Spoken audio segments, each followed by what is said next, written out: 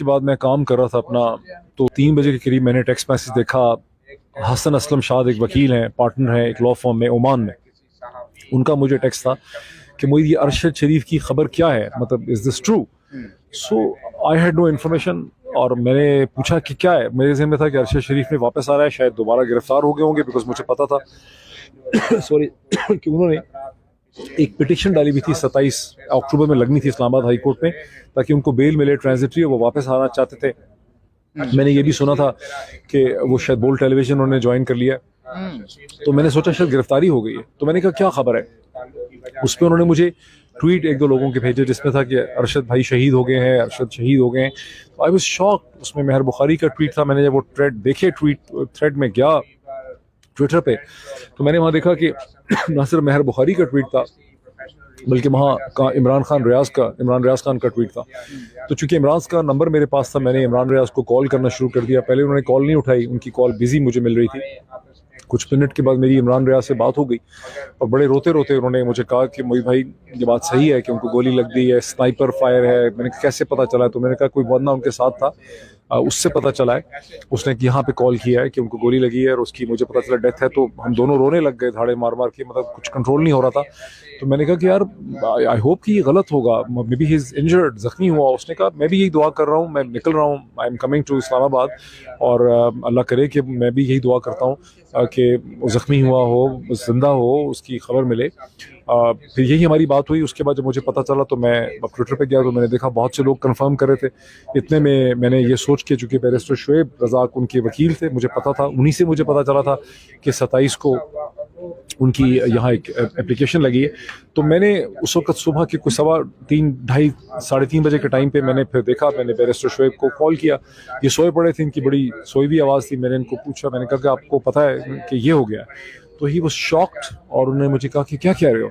मैंने कहा बिल्कुल ऐसा ही है। वो भी रोने लग गए। उन्होंने कहा कि यार मैं अभी तुम्हारे पास आता हूँ, तो हम उसके घर चलते हैं। तो थोड़ी देर के बाद ये मेरे घर पहुँच गए और मैंने इनको गेट पे रिसीव किया और हमने गले लग के, मैं को अपनी माँ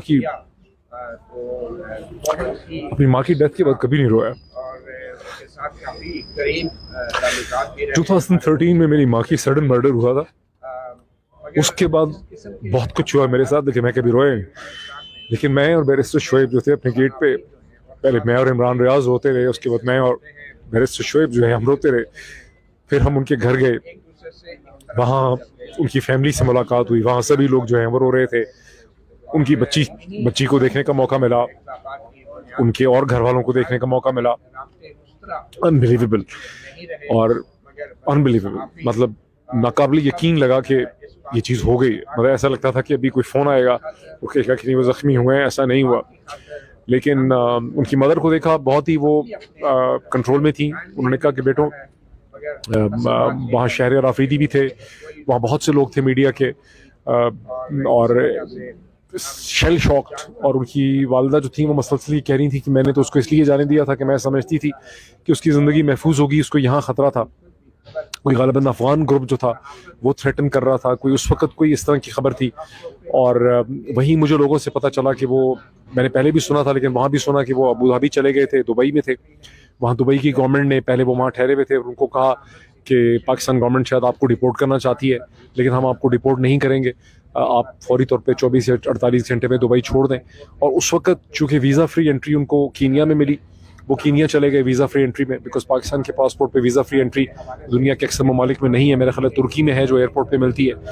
तो वो वहाँ चले गए और तो ये मतलब वहाँ सारी सिचुएशन हुई। और फिर बैरिस्टर शुएब ने मुझे कहा कि हमें एक कम से कम इस्लामाबाद हाई कोर्ट में चल के एक पिटिशन डालनी चाहिए कि इसके क्या वजूहात हैं कि अरशद शरीफ जैसा शख्स जो है उसे पाकिस्तान छोड़ना पड़ा।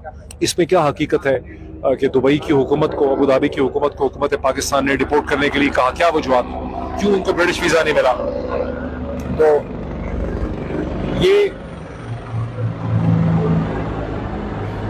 तो यही मकसद है जिसमें चीफ जस्टिस ऑनरेबल अतर मिनल्ला के सामने हम पेश हुए।